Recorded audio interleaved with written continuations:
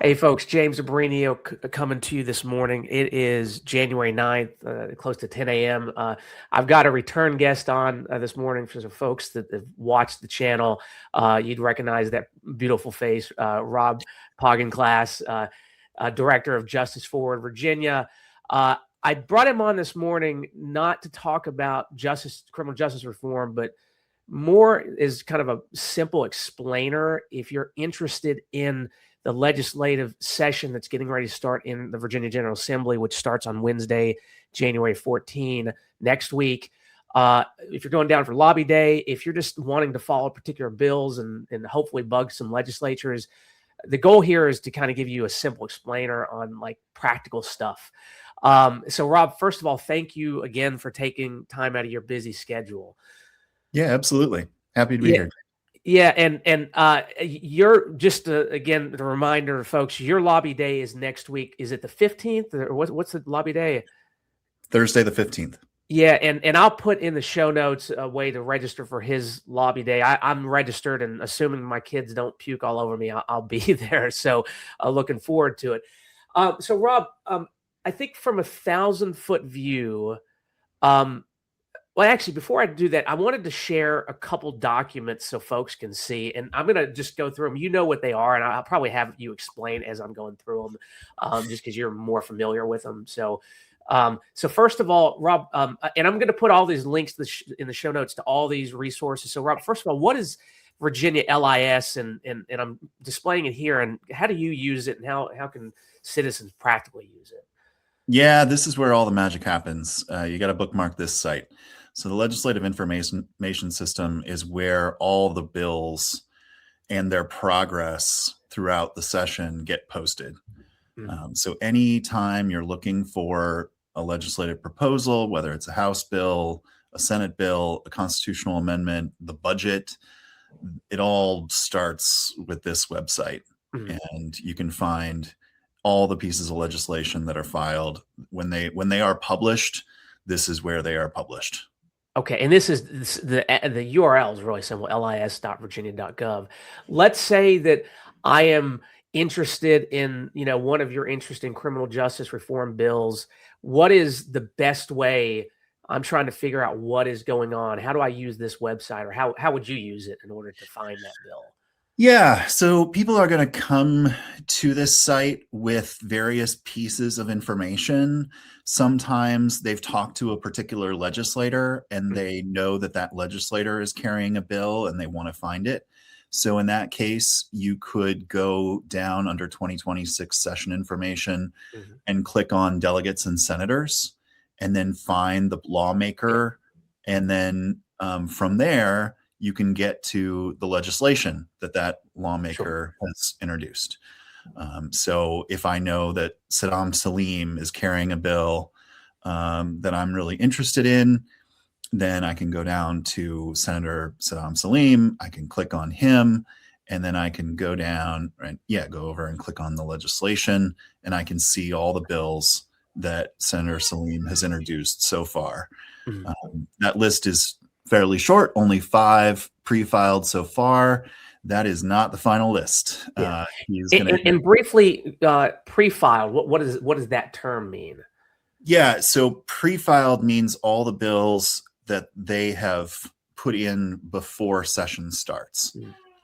So typically, this year in the Senate, we're told there's a limit of 15 pre-filed bills per senator.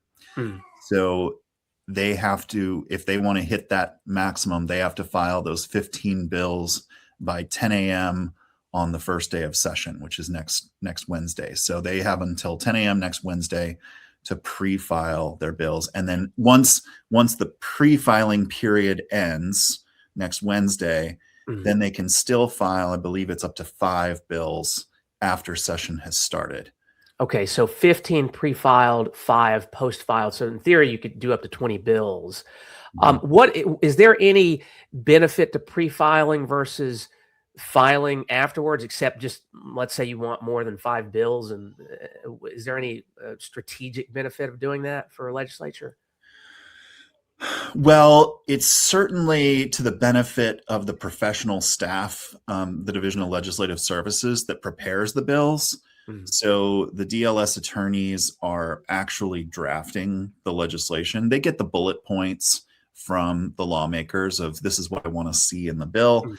And then DLS goes and does the work of making sure it's consistent with other parts of the code, Mhm. putting in all the necessary code sections that are going to be amended into the actual text of the bill, and then producing a draft that's reviewed by the lawmaker, any advocates that they're working with that they want to share it with, and then actually pre-filing it. Once session starts, many of those DLS attorneys are staffed to various committees. Mhm. And so they've got to be attending committee hearings and participating in the process. So it gets a lot harder for them to also Sure. be drafting legislation while they're sitting for hours in committee meetings. So if I've got a very important bill, not just from a political standpoint where I want to get eyes on it, it probably makes more strategic sense as well, just because you're going to get more feedback and availability of the legislative attorneys. That's what you're saying. Yeah. Yeah. Yes. And often, and I'm kind of jumping all over the place, but it's fascinating. Oftentimes you hear of lobbying groups, coming up with similar language, and then all of a sudden that language makes it into the statute. How does that practically work if you're a legislature and you're presenting these bills to be drafted for you? I guess what's happening is some of them are coming with fully written bills and just saying, "Hey, can you just make sure that this doesn't conflict?" Or how are you seeing that in practice? Yeah. So yeah, this gets into how the sausage really gets made. Yeah, I promise everybody here, I'll get back to LIS, but I keep on. It's just interesting to me. So Yeah.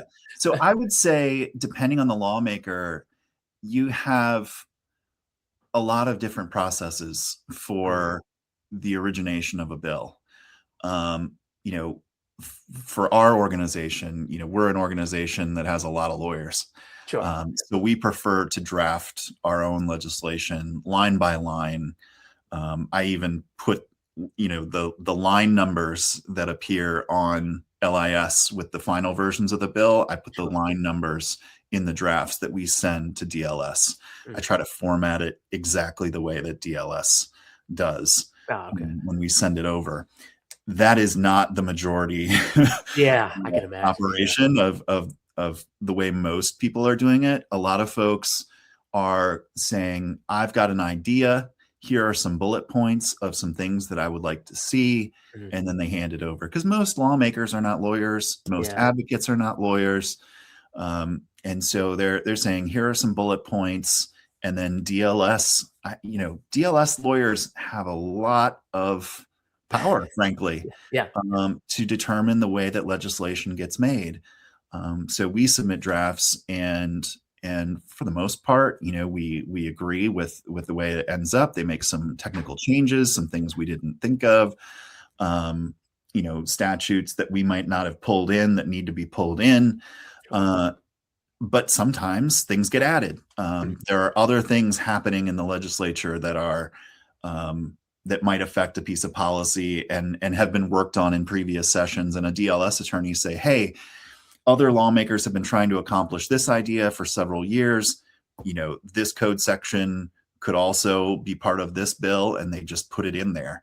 Mhm. And then, a careful eye has to go through and say, "That's not what we're trying to do. Yeah. Yeah. We gotta pull that out." But we, yeah. So Yeah. DLS attorneys do have a lot of discretion in how they draft the legislation, and it's up to the lawmaker and the advocates they're working with to figure out whether the DLS drafted bill is the one that they want Yeah. to come up in subcommittee or committee.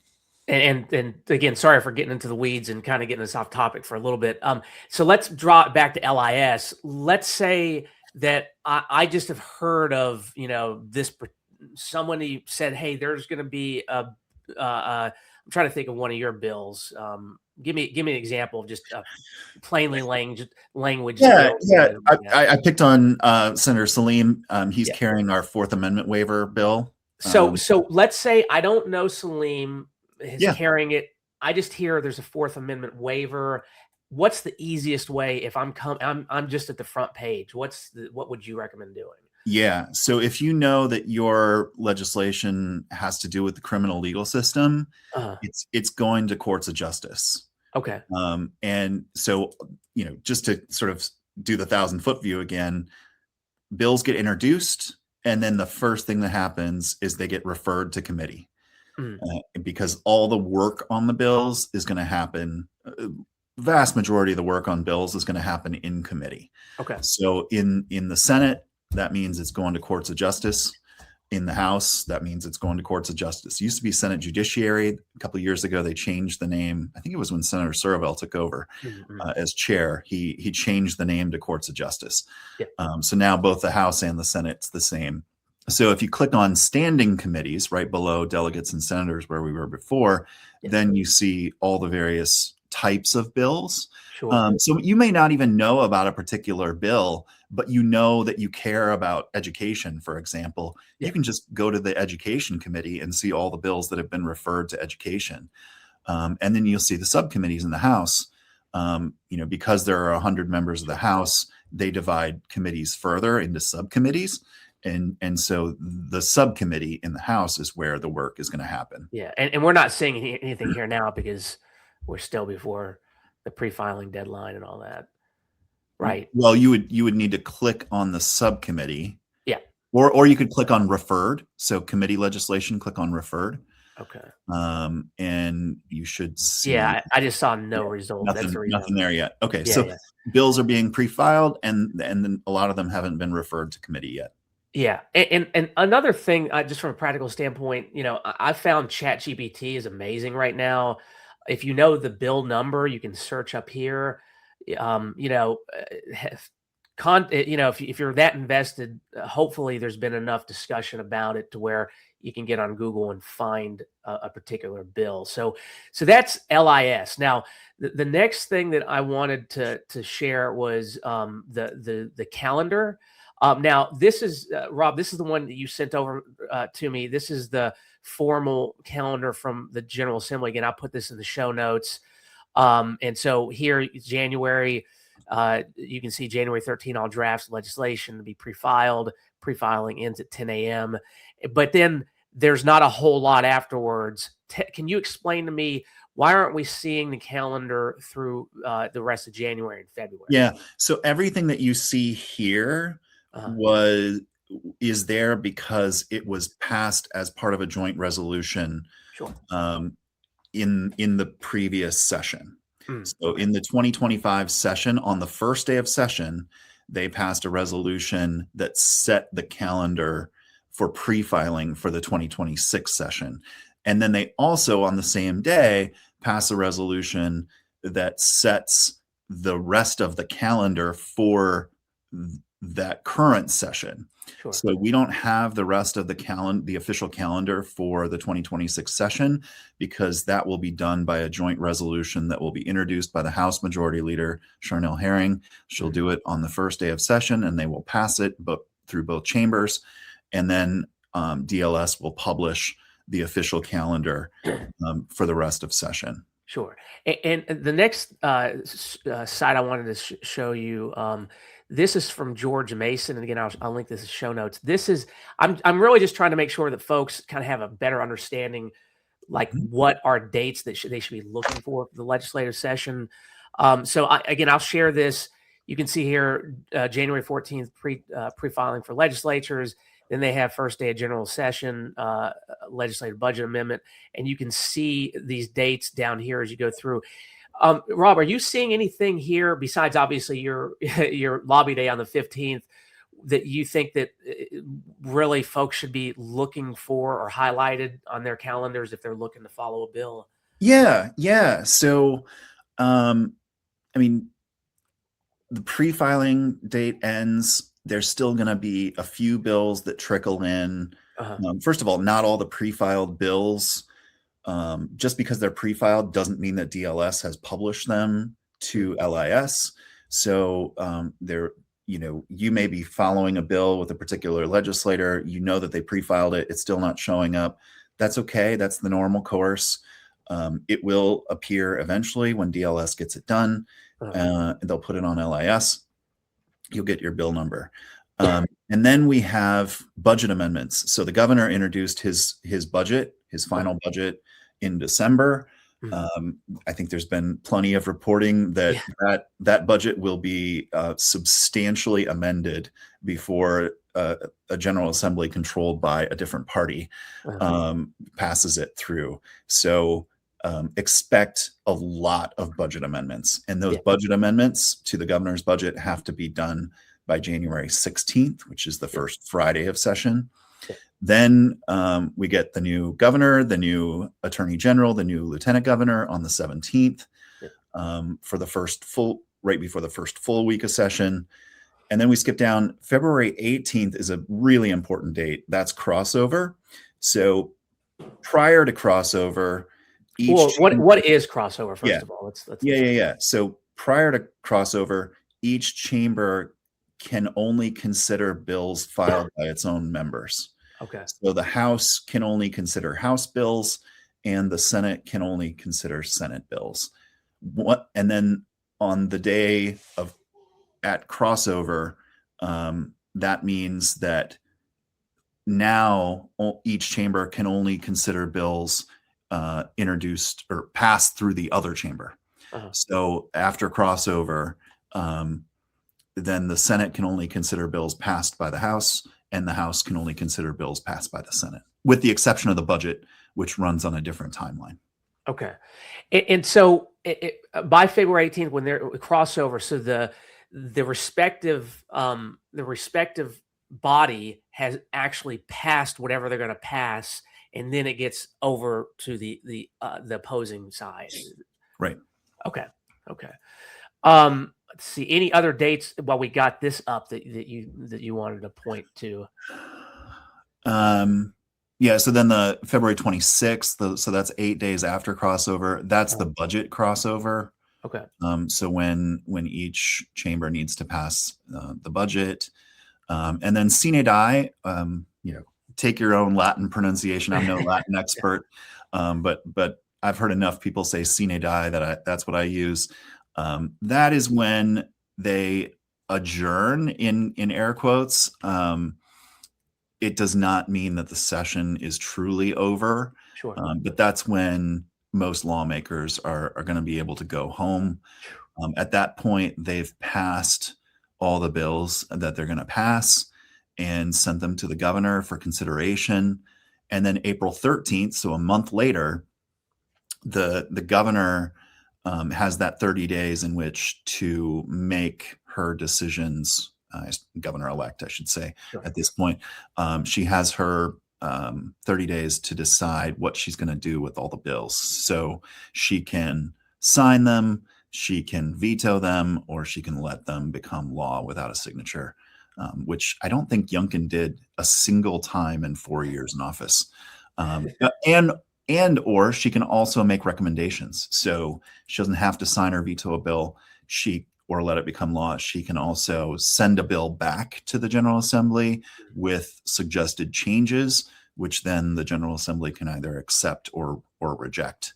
Okay. And then she can either sign or veto after that. So that's the deadline on her decisions. And then on April 22nd is when the GA comes back to deal with all the governor's decisions. So obviously the signed bills are done. They're dealing with the vetoed bills and the recommendations from the governor. If there's any, sometimes the governor's office will capture some technical mistakes that the General Assembly will approve. But with Governor Youngkin, of course, we saw a record number of vetoes because we had a Republican governor and a Democratic General Assembly. And for bills that are vetoed, is there any chance of salvaging it at the expected reconvene, or is that really just to kind of fix the typos and things like that? Yeah, it'll be interesting now with a trifecta. I think the Democrats' goal is not to have any vetoes. Especially after the last 2 years when the governor vetoed a record number of bills. Yeah, vetoes are rarely overridden in Sure. Virginia. So, for example, electronic discovery, which is a bill that we've supported for years, that passed the Senate unanimously and passed the House with over 80 votes. Uh-huh. Governor Youngkin vetoed it, and that veto was not overridden, Yeah. because you need 2/3 Okay. Yeah. override a veto. So once, even though a bunch of Republicans had voted for it, once the governor vetoes it, that's their sign that this is something the governor doesn't want. Yeah. And so their vote changes at that point. Sure. Yeah. And the Democrats were never going to be able to get the 2/3 needed to override the veto. Yeah. And I'm just thinking, I think the makeup that we have here, we have, obviously Spanberger is a Democrat, but I think she's considered kind of more towards the center. But yeah, I've got to imagine you're going to see a lot of pretty progressive, pretty progressive Democrats put, right to work. For instance, we were ready to see Jennifer Carroll Foy, and let's see how far that goes. Does the governor veto it if it makes it through or not? I mean, it'll be interesting to see. But okay. And so obviously July 1 is when most of the bills then come into effect, unless there's some type of reenactment or delay clause, right? Or an emergency clause that says Okay. it needs to go into effect as soon as Sure. it's signed. Okay. Yeah.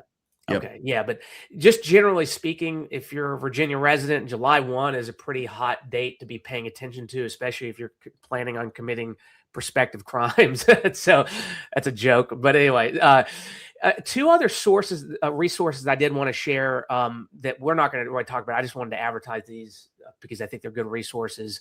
And I think everybody paying attention to Virginia politics, Virginia legislation should be aware of VPAP.org. You can find your legislature. You can find a lot of financing, a lot of reports, super interesting stuff. Just, you should go there. You should learn this. Also, just a news organization I really like. It's pretty new, Cardinal News. I'm just a fan of them. They're out of Southwest and Southside Virginia, but I just like their reporting. I think it's pretty fair, and it's not really sensationalized that you're seeing on Twitter and all those kinds of things. Is there anywhere else that, Rob, that you're following, that just kind of general resource you think that? Yeah. I mean, I get a lot of news from the Virginia Mercury, which is a similar sort of nonprofit style to Cardinal News. There's no paywall with Cardinal News and Virginia Mercury. I think, when I first started doing advocacy in Virginia 10 years ago, you couldn't miss the RTD, the Richmond Times Dispatch. Now their mobile site is basically unusable. Yeah. And almost unless you have a subscription, everything's behind a paywall. So it gets really hard to access news quickly. And then there's sort of the pay to play. Yeah, there's been a huge change that's happening. Yeah, absolutely. There are some independent folks, like Brandon Jarvis has Virginia Scope, which sometimes he releases his news free in his newsletter, and then sometimes he puts it behind a paywall. But he's getting the latest scoops, and covers Virginia. I'll link him to the show notes as well. And public radio. I don't want to miss public radio. Michael Pope, Brad Kuttner, Jod Khalil are doing phenomenal work covering the General Assembly. Yeah, what is their Mike's podcast? It's the news. I think it changed. The Virginia Press Room. The Virginia Press Room. Yeah, I'm a big fan of that. I've been following that a while. Also, we had Sam Shirazi on here with Federal Fallout. That I don't know what he's going to be doing now, but also some nerdy news. Taking a break. Yeah, well-deserved break. Yeah. Yes. So again, the point of this podcast was to help a potential person follow a bill. So we talked about pre-filing, getting it filed. Okay, let's assume something. We're now at January 15. A bill has been filed. What are we looking at? Tell me kind of the 1,000-foot view key points, and we've went over a little bit, but kind of let's talk about that. Yeah. So if it's in a House, it's been referred to a committee. I'll use courts because that's sort of where I live during the General Assembly session, because of the criminal justice work we do. So it goes to courts, and then it gets referred within courts to one of the various subcommittees. So in courts, there's criminal subcommittee, the civil subcommittee, the constitutional amendments subcommittee, the judicial subcommittee. Uh-huh. So if you're talking about electing judges, those bills are going there. If you're talking about constitutional amendments, they're going to that subcommittee, and then criminal stuff and civil stuff. So subcommittee is where the bill is going to be heard, and that's where the action happens. So you want to, if your bill gets docketed for the subcommittee, you want to be there and you want to see the discussion that happens. The patron will introduce it. The advocates will come up and testify for or against the bill. And then the subcommittee will make its decision about whether to send it on to full committee. And as far as the actual schedule from a practical standpoint, is that on LIS, or where are you actually seeing the daily schedule? Yeah. So when you click on the committees, and then click on the subcommittee that you're interested in, that subcommittee page will tell you when the committee meets. And you can also go to the General Assembly website, which is one we haven't mentioned. I think it's virginiageneralassembly.org. Let me see, Virginia. And they recently updated this website. It's a lot easier to navigate now than the old site. Maybe I can't spell Virginia General Assembly. Virginia General Assembly .gov. And the new one redirects to vga.virginia.gov to put it in. VGA, here we go. Okay, Yeah. so I'm going to make sure I put that, and I'll just share it real quick. I don't want to spend too much time on this, but yeah, track my legislation. Oh, that's great. Yeah. Oh, and it goes back to LIS. Yeah. Okay. A lot of it will go back to LIS. Okay. So just go to LIS, guys. Yeah. Another thing, well, there's a lot of information on this site that is not on LIS. Okay. But another thing I like to do is if you can't make it to the General Assembly, which most people are not going to be in Richmond on a given day, the live streaming, so to the extent we have transparency in government in Virginia, one of the big things we do have is live streaming of all the committee hearings and the floor sessions. That is tremendous, and not just live streaming, but they're all recorded. So you can go back, years later and where are you getting those live streams from? So you can either from the General Assembly site, you can click on the Watch Live button, or you can go to the LIS homepage, and it will also say, right view the House or view the Senate. Watch Live. That's great. And the House and Senate have different sort of setups for that. But you can get to video either way. One of the things that I found frustrating, and I'm sure you have too, is you're finding that all of a sudden, well, that subcommittee meeting on that bill has been pushed to the next day. I came down to testify, and now I can't do that, or hell, I can't even find where it's at now. Do you have any practical advice on how to mitigate the chances that you don't spend all your time going down to the GA? Obviously, you can live stream, but if you want to testify, for example, what do you have any practical suggestions on what folks should be doing, or is it just it is what it is? It's a tough one. I totally get that. I've been in the situation where I've had witnesses who are lined up, lay people who are taking off work to come down there. And then there's something that comes up, and there's just, it might be that some essential person who was opposed to the bill can't be there that day. And so out of fairness to both sides, the chair will say, we're going to delay testimony on this bill until the next time the committee meets. And things just come up that at the time of the committee hearing, and there's just not much you can do about some of those things. And some of them seem more preventable and are even more infuriating, but the reality is that happens. I think, in the House, one of the nice things, aside from takeout alcohol, that came out of COVID was virtual testimony. So that's what I was going to ask. What is the flexibility to be able to testify virtually? Yeah. So I would say the House has been much better with virtual testimony. It's the people's chamber, right? Yeah. They've been much more accepting of virtual testimony and really don't make much distinction between in-person testimony and virtual testimony. In the Senate, I would say they're a little less patient, especially as session goes on. You can kind of see that the Senate gets less and less patient. Certain senators get less and less patient with virtual testimony, and tend to put virtual testimony at the end, whereas in-person witnesses will be able to come forward first and get heard, maybe at greater length Yeah. than virtual witnesses will. Let me ask, as far as can you assume that there will be virtual testimony allowed for any particular bill, or do you have to keep track of exactly what's happening on that? Yeah, you do have to keep track. I mean, I would say, at least in House Courts Criminal Subcommittee, Delegate Watts has really been incredibly flexible with virtual testimony and has allowed it. Um, Gosh, I got to remind myself of the requirements now, but particularly with the Senate, you need to register in advance. Okay. So if you're planning to testify, and it might be up to like a day in advance, and then sometimes they don't even open the registration until the day before. So there's like a very small window. So if you're going to testify virtually, you've really got to stay on top of the requirements.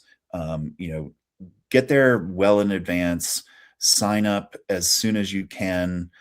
Sometimes the window is very short in which you can sign up to give that virtual testimony.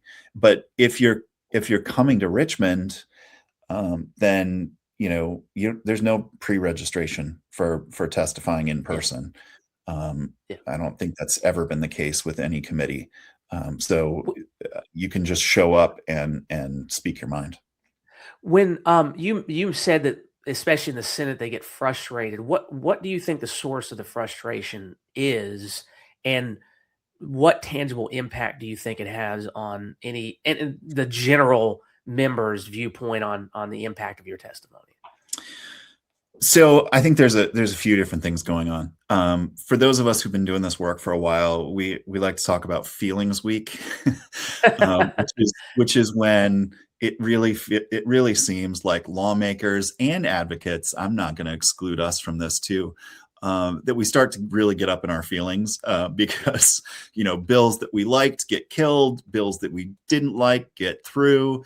Things are happening. We don't always understand the reasons why, or we don't agree certainly with the reasons if we know them.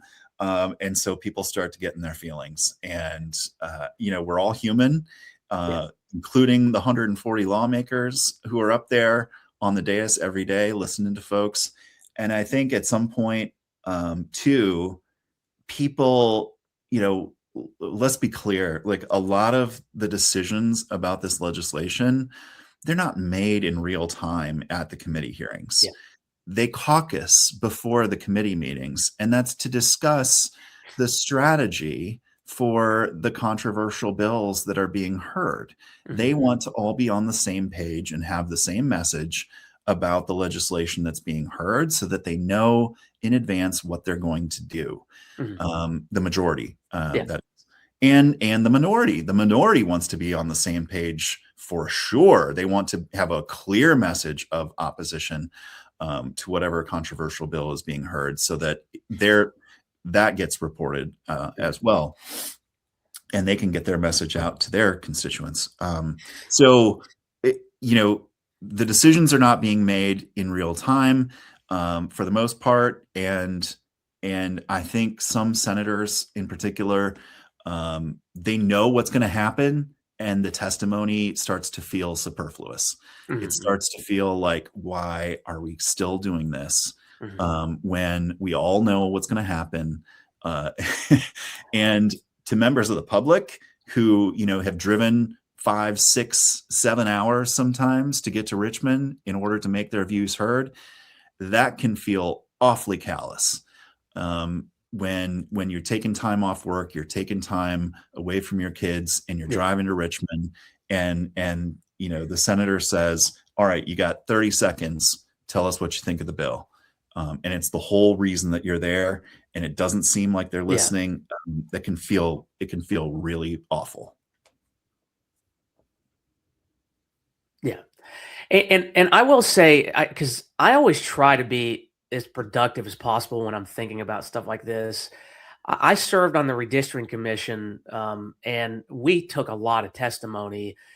And I will say, just as a person, like I definitely did my best to listen to everybody and to pay attention. But just from a physical standpoint, sitting there for hours, everybody's got physical issues and back pain and headaches and things like that too. So if you're looking to go and testify either virtually or in person, just keep in mind, like, you may disagree with the view on a particular legislature, and there may be some assholes. I just want to be straight up about it.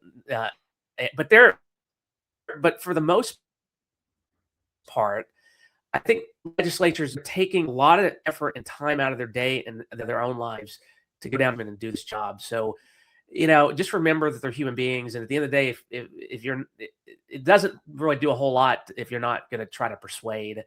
So do your best, obviously. And maybe it is, I think about when I try a criminal case, when they're just not making a good plea offer. If you screw my client, I screw your docket. Maybe that's something, that's a plan too, that it's like you're going to make them pay if they're going to, behave this way, that kind of thing. I guess that's a strategy I hadn't really thought about, but, just be aware that we're all humans, and yes, we can be cynical, but if you're going to want to spend the time being involved in this process, you got to get some thick skin and be willing to burn some time, because that is what this system is. So, for what it's worth. So, okay, testimony's taken. I just also want to say, to your point, stuff is happening. These are real people. They're part-time legislators. None of them making more than $20,000 a year to do this job. And I was around in, I think it was the 2021 session when Senator Chafin died. And that, impacted the rest of session. That was somebody that people knew. And, I had certainly sat in his office and talked to him about bills before. It's really impactful stuff. Was it 1 or 2 sessions ago, Delegate LaVere Bowling had a child during session. And then is coming back and making the vote because the Democrats only had a 51-49 majority in the House. So she couldn't take time off with her kid that she just delivered. Some pretty extraordinary stuff, that's going on in folks' lives, that, not everyone's aware of. And that's on both sides. That's on advocate side as well. Certainly lawmakers are not paying attention always to what's going on in our lives, understandably. So just keep in mind that we're all coming with our own stuff, and it's not all personal. Yes. So you've given testimony in the subcommittee. What can you expect next? So they're either going to vote.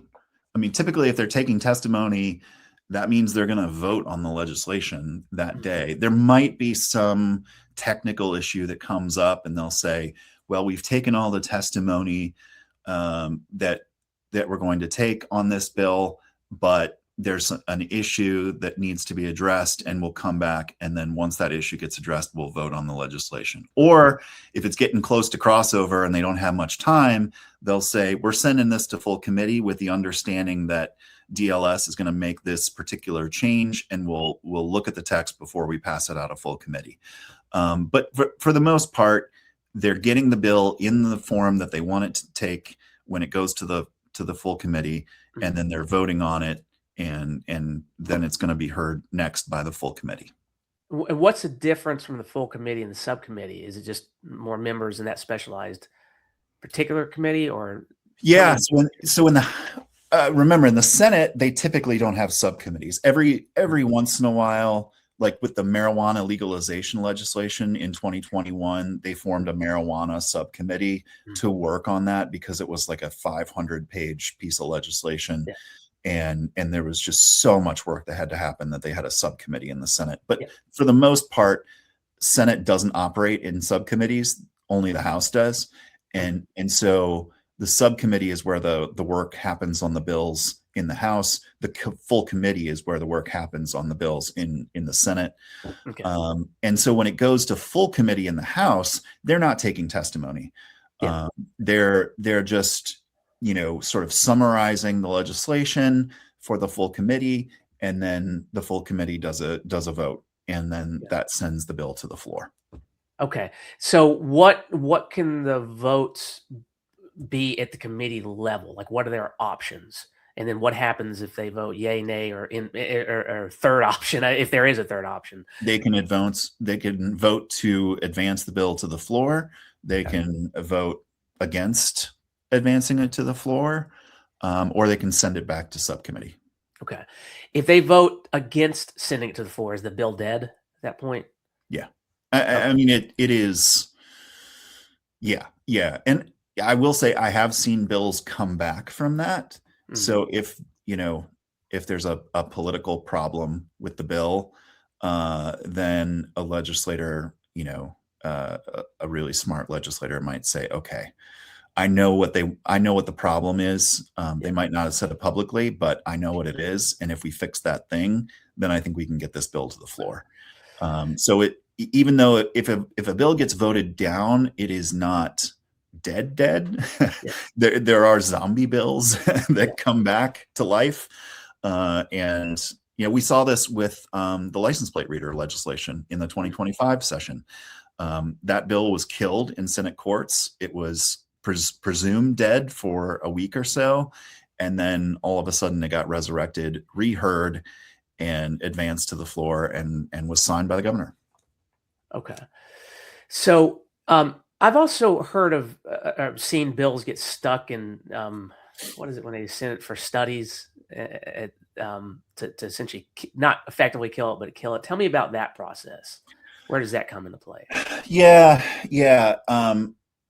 Senator Serval is pretty adamant that the way you get a bill studied is you send a letter.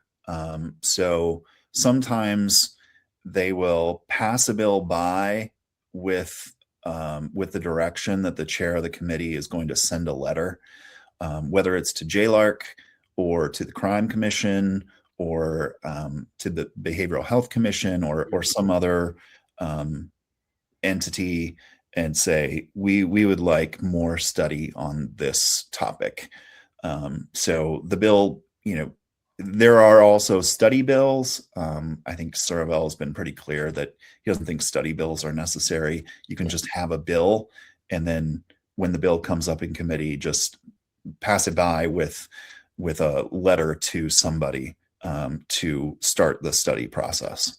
And if, let's say, you get a letter to start the study process, is that effectively dead that year, or can it be reconsidered, or in that same legislative session, or how does that work? So then you have those commissions. Those commissions have some authority to decide what it is they're going to study. So if they get 12 of those letters, but they only have capacity to study 6 things, then they're going to have to make some cuts. So just because there's a letter does not mean that there's going to be a study. It's going to be up to the commission and the lawmakers who are on that commission to determine whether that particular topic is going to get studied. Sometimes in the heat of the General Assembly session, they send a letter to a commission, and that commission really has no business studying that particular topic. It was just a way of getting rid of the bill, frankly. And nobody ever intended there to be a study. Or sometimes they intended it to be a study, but it's just not the right fit for that particular commission, and then it gets referred somewhere else. And sometimes the study happens, sometimes it doesn't. But that effectively means it's dead, though. For that it's not going to be. The substantive legislation is dead at that point. So, okay, so it gets out of committee and it goes to the full either House or Senate? What happens there, and then what are the options? Yeah, so each bill has to be read 3 times before it gets advanced to the next stage. So a bill might come from, let's say, Senate courts on a Monday morning, and then Senate courts passes the bill, reports it, report it out. Report it out means it's going to the floor. It'll often go to the floor that day for first reading. Mhm. And the first reading is just the clerk announces the bill, she reads the title, and then typically they waive the full reading of the text, because if they didn't waive the full reading of the text, then we would just be listening to bills being read by the clerk all day long. So the first reading really just means reading the title of the bill on the floor. And then at the second reading is when there's a substantive discussion, typically about the bill, and that's where you get some of these dynamic floor arguments about, back and forth about whether they agree or disagree with a particular bill. And then on the third reading is before we go to the third reading, Yeah. is there a particular way or time period when it gets set for that second reading and you can expect the arguments, or is it just depending on the docket, the availability, or how does that get set? So, I mean, typically it's the second day that the bill is on the floor. Okay. So this is happening quickly. You did a first reading on Monday. The second reading is typically going to be Tuesday. Wow. Okay. Although, there's always occasions when bills get passed by for the day. Sure. That's because maybe there's some technical amendment that needs to be made, or some substantive amendment that needs to be made. Bills can be amended on the floor. That happens all the time, every session. And sometimes they even get sent back to committee. Although typically when a bill gets sent back to committee, that means it's not making it this session. And so that the substantive arguments there at that point, and then the third reading, when does that get set and what's that for? The third reading is, the standard course is a bill gets reported out of committee. It goes to a first reading either that same day, if the committee meeting was in the morning before the floor session, or if the committee meets in the afternoon after floor, then the first reading would be the following day. And then second reading is the day after that, and third reading is the day after that. Okay. Bills can be passed by for the day. That happens all the time for various reasons. Maybe the particular lawmaker who's carrying the bill isn't there that day, so they're not able to present their bill. So you would take that one by for the day. Okay. And then after the third reading, what happens? Is that when the vote happens? Yeah, either yay or nay? That's the final floor vote. Yeah. And then, if it's before crossover, then it's getting sent to the other chamber, and the other chamber, upon receiving it, will send it to the proper committee, and the process starts over again after crossover. Dumb question. If you're after crossover, obviously, then the other chamber has already passed it. Yeah. Then you get into, so if we're going from the House and now it's in the Senate, did the Senate make any changes to the bill that the House has not considered? So if the Senate passes a different version of the House bill, then it would have to go back to the House for them to reconsider the bill with the Senate changes, and either agree or disagree with the Senate changes. If they agree, then it goes to the governor. If they disagree, then you're headed to a committee of conference. And when it goes to the other side with changes, does that go back to subcommittee, or is it for the full body? So let's say, the House has passed the bill, goes to the Senate, say Senate courts makes amendments, then the full Senate passes it. It's going back to the House for consideration by the full House. It's not going back to committee. And the folks who are interested in that legislation will either recommend that the House agree to the Senate changes or reject the Senate changes, in which case there will be a committee of conference. And what is a committee of conference at that point? So you take typically 3 legislators from each chamber are assigned either by the speaker or the majority leader to each bill. And it's going to be 2 from the majority party and 1 from the minority party. And then those 6 folks will have a little side chat and decide what it is they're going to do with the bill. And if they can agree on language that's acceptable to all of them, then they'll agree, and that will be what both chambers vote on. Okay. So once you have a committee of conference, then at that point, neither chamber has, if there's new language, neither chamber has passed the bill yet. So then that bill has to be passed in both chambers. That's identical before it can go to the governor. And that joint committee, is that it has to be unanimous changes, or is it a majority? Or no, it's majority. So you might have a bill that the minority members are not going to support, but the majority ones do, and then it gets passed.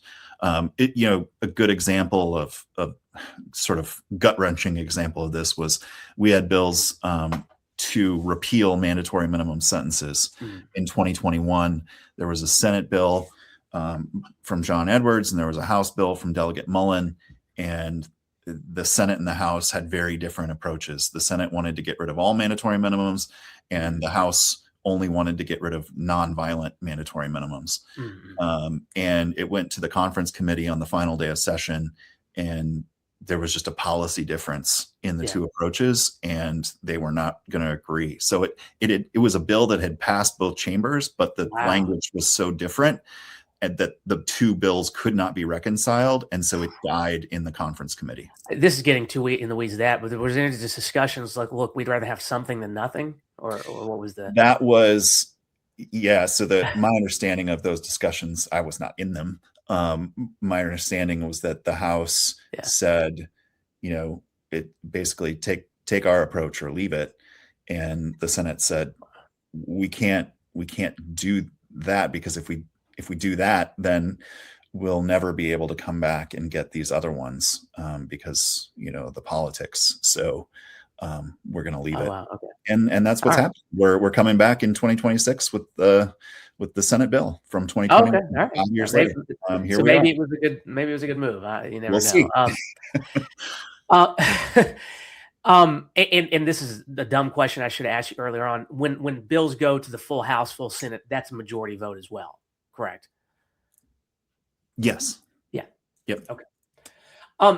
After testimony is given and you're going through those readings, there's giving testimony as a citizen, and I'm trying to have some impact on what's happening. What would you suggest for that interested citizen in doing? You no longer have the ability to testify. Should they still be calling the legislature? Should they still be writing them? The legislators care? What do you think of that? So after the testimony, presumably the committee or the subcommittee is voting on the legislation, and if the bill fails at that point, it's likely dead. It would take something pretty exceptional to get the bill reheard and reconsidered that session. Sometimes it's back to the drawing board in the off season, and you got to find a new approach. I've already seen one bill that died last session and has been reintroduced with different language this session to try a different approach to the same problem. If it advances, then sometimes we will send emails to all the members of the full committee and say, this is a measure you should support. Often it just means talking to the committee chair and saying, this is a bill that should be supported. And a lot of times it's the committee chair making the decision for the caucus about whether a particular bill goes through. And then, especially with the Senate so closely divided in Virginia, we still have a 21-19 Senate. It's figuring out who the really key votes are. On criminal justice legislation in Virginia, that's often Russet Perry. She makes a lot of decisions about whether bills advance or not in the Senate because She's often seen as sort of the most middle of the road. Well, I mean, that jurisdiction she has out in Loudoun is, frankly, you take what you can get. And I know Russet. I mean, she's done some good things and all that stuff. But absolutely, yeah. You kind of honed in on a point that I think needs a little more discussion. I am a citizen. I'm trying to be the most impactful I can be. I've testified. What would you recommend that person that still wants to be involved, and maybe they want to see the bill go through? Maybe they don't want the bill to go through. Maybe they're seeing something in advance they don't want to go through. I'm a Democrat. I don't. You guys are nonpartisan. I'm a Democrat. I probably don't want to get this vice out there for people opposing bills going through. But I want people to know how it works. What would you be recommending them do? Do you have top tips on how to be the most effective advocate, just as an individual? Yeah. The opposition one is a particularly good place to spend some time on. Yeah. So if you go to our website, justiceforva.com, I wrote a blog a few months ago about why we stand in opposition, because oftentimes we are the only advocacy organization that gets up to oppose certain pieces of legislation. And by the way, make sure you send me that article. I'll put that in the show notes. Yeah, absolutely. Often we see bad bills come out of good ideas, well-intentioned ideas. But one in particular comes to mind that would have reversed centuries of case law. Fundamentally changing the way we look at assault and battery. I wrote about this one in the blog. And we just couldn't let that go through, even though it was proposed by a friendly lawmaker. We just couldn't. We had to stand up and oppose that one. Yeah. And sometimes you can't stop a bill in one chamber, but you might be able to stop it in the other chamber. So we saw this in 2023 when Republicans were hell-bent on repealing our ending racist traffic stops bill. Yeah. From 2020. We couldn't stop that bill in the House. Republicans had the majority and Rob Bell wanted it done. So it got done and it got through. But we knew we had a chance in Senate courts with Louise Lucas, who had carried that bill. And she was sitting in the majority. And there had just been another traffic related shooting death of a Black man in Memphis, Tennessee, when that bill came up. Like a week before the bill was heard in committee. And she said, are we really doing this? One of the best committee speeches I've ever seen. Like, are we really considering putting this back into play when Black men are still being shot during traffic stops? Are we really doing that? And she said, we're not. This is done. This is over. And a vote to kill the bill right then. So sometimes you watch a bill go through and you think, oh my gosh, this is the worst thing that's ever happened. And then you go to the other chamber and they feel completely differently about it. As the session goes on, I think folks from outside would think, oh, Democrats and Republicans always in opposition to each other. You go down to Richmond and you see that's not often the greatest conflict. One of the greatest conflicts is often House versus Senate. And so you'll have senators of both parties aligned, but they're, sort of lined up against the House for various reasons. And so sometimes they get into tiffs with each other and kill bills that have nothing to do with the merits of the bill and everything to do with House versus Senate dynamics. And I expect to see more of that with one party in control. Generally, why would there be a distinction between House and Senate? Like, why would members of the same party, a delegate versus a senator, like, be opposed on the same issue? Like, what are you seeing generally where that arises? So a lot of the fights happen over the budget. Okay. So you have things that are put into the House budget but are not in the Senate budget for some reason, and vice versa. And then you have some project or some idea that somebody in one chamber really wants, And on a particular day, Senate Finance or House Appropriations is making those critical decisions, and they slice it from their bill because they've got something else that they want to prioritize. And on those kill days, a whole lot of other bills get killed for nothing, no reason at all to do with the merits of those bills, but everything to do with the legislators who are killing them. Or you have, folks in a chamber, it might not be the budget. It might be, one particular member swung and voted with another party to kill a piece of legislation. And then suddenly that person's bills all get killed in the other chamber because they're not voting for, a senator isn't voting for a House bill. So now let's kill all that senator's bills in the House. How much communication do you, again, just from your view, obviously we're not talking about every single person, but do you have a sense of like what kind of communications happening between the Senate side and the House side as bills are progressing? And then also with the governor, I mean, because ultimately you've got this person to please. Are they proactively already reaching out, or does, I guess it depends on the particular legislature? It does. Whether you love him or hate him, one of the most, I think, effective criticisms of Governor Youngkin was that he was just absent from the process. Yeah. Famously or infamously, with the sports arena, just did not reach out to Senator Lucas. Yeah. I think that story has been well reported. She was not included in the initial process. Whether she wanted the sports arena or not, she just was not consulted when she chairs Senate Finance. She's in control of the money and was not consulted about the decision. That was just a boneheaded move on his part. Whether when you see like something that sports arena or not. Yeah, and I'm going to ask you to speculate there, but like, do you think it was just inexperience, lack of focus, maybe personality? Like, why do you think he didn't make that effort?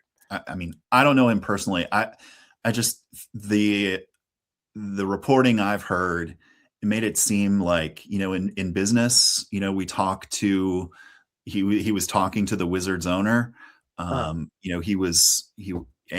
included the speaker. He included the House speaker. He just didn't think he needed to reach out to Senator Lucas for whatever reason. I don't know.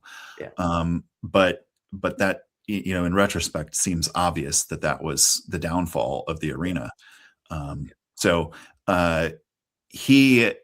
will say, especially in the 2024 session, which was the first session under Governor Youngkin where the Democrats controlled both chambers, we really didn't know his position on a lot of different pieces of legislation because in the previous 2 years, the House of Delegates had sort of kept bills they didn't like from going to his desk. Sure. So we didn't know, and his people were not giving their views on those bills during the session. We didn't know until the record number of vetoes came down how he was going to come down on those various pieces of legislation, because he was just absent from the process. Yeah. And I don't get that sense from the governor-elect. I think she's going to be a lot more hands-on. I frankly saw her at the General Assembly more than I saw him during last session. She was present during the last session because she was already running for governor. Yeah, well, I mean, she's running for governor, he's running for president, so you got to do what you got to do.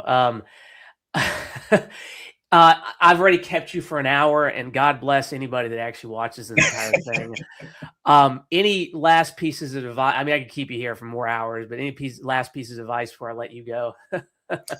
Yeah, I guess, stick up for your ideas. If you think you've got a good idea, keep with it. I have seen some wild things happen where, I think, gosh, we gotta tone down this idea. If you got a good idea and you can message with it, go for it.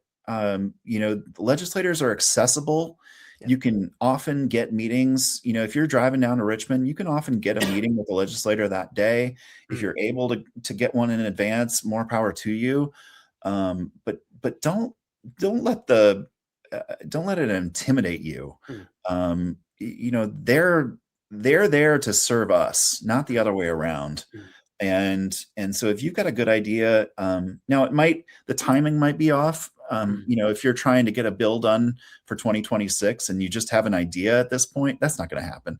yeah. Um, but um, but once session's over, start talking to legislators about your idea, and by June or July, if you can get a bill, sort of the outline drafted, Mm, and get your patron lined up in the late summer, early fall, then you're in the mix, mm. and you might be able to get a law changed. Yeah. And for what it's worth, I've been kind of paying attention to the General Assembly for almost a decade now, but obviously very different from what you're doing, Rob. I mean, mine's more kind of, oh, session's coming up, can I drive down? But what I've found is off session, it's very easy to get a hold of your legislature. It's very easy to go to a couple campaign events. They have, town halls and things like that. And you can easily be remembered by them if you're talking to them with respect, sincerity, and you just keep it up. I mean, obviously, people have different communication styles. Some people are just able to annoy the hell out of people, and that's how they get remembered. It's just not the way I think that's useful. But we're all so focused on what's happening in the White House.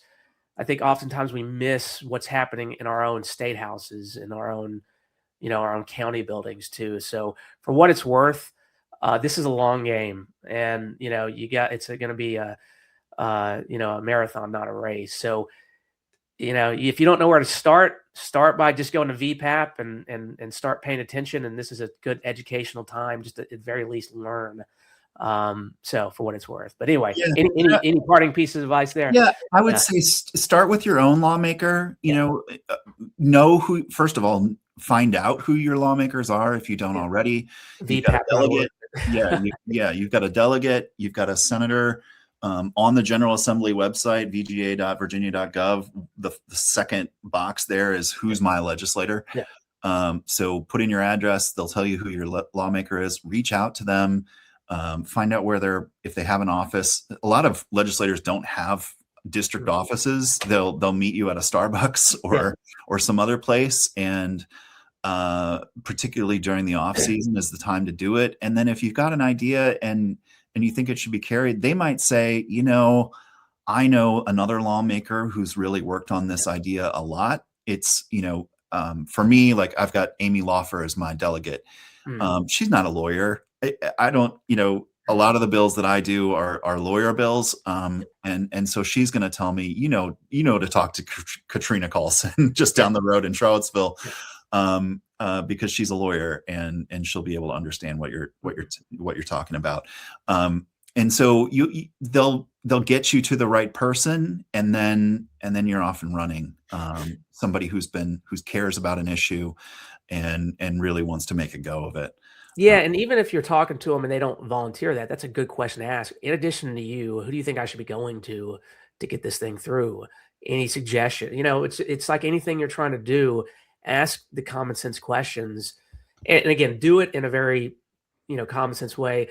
The only other thing I would say is I've seen a lot of folks approach legislatures and they just kind of it could be at an event or whatever, and just kind of barrel into technical things that they don't even give context to what they're talking about. And so you can see the legislature trying to be nice and kind of like, oh, yeah.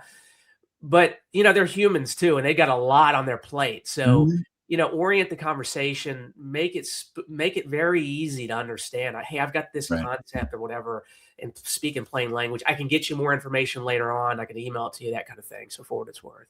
Yeah. For all his faults, and I disagree with him on a lot of things. Rob Bell, who was my delegate in Albemarle County for a brief time. Rob Bell always said at the beginning of House Courts Crim Sub, when he chaired that committee, he would say, all right, what's your bill? What's the bill do? Or what's the problem you're trying to fix? Yeah. And how does the bill fix it? Yeah. And there's a lot to be said for just laying out what is the problem that you're trying to fix and how do you want to fix it? Yeah. And if you can get, maybe that includes a personal story. Mm. That's what the lawmaker is going to remember. Yes. And it's not the technical details. It's who is the person that we're trying to help with this piece of legislation, or who is the group of people that we're trying to help, and how does your idea help them? Yeah, and honestly, we may, if I bug you, this is probably not for a session. Maybe we'll do a separate video on how to tell a story well to a legislature, something like that. Because I do think that is also, when you're going down for lobby day, one of the most important pieces too, is not only to make it simple, but to make it relatable. Have those anecdotes that are easy to folks to remember. So, but anyway, with that being said, Rob, I'm going to let you go. I really appreciate your time. Send me that article you wrote about, and then I'll get this thing posted later today if I have time. So hopefully people can enjoy this over the weekend. So, awesome. All right, man. All right, man. Keep up the great work. Okay. See you soon, James. Take it easy. Bye.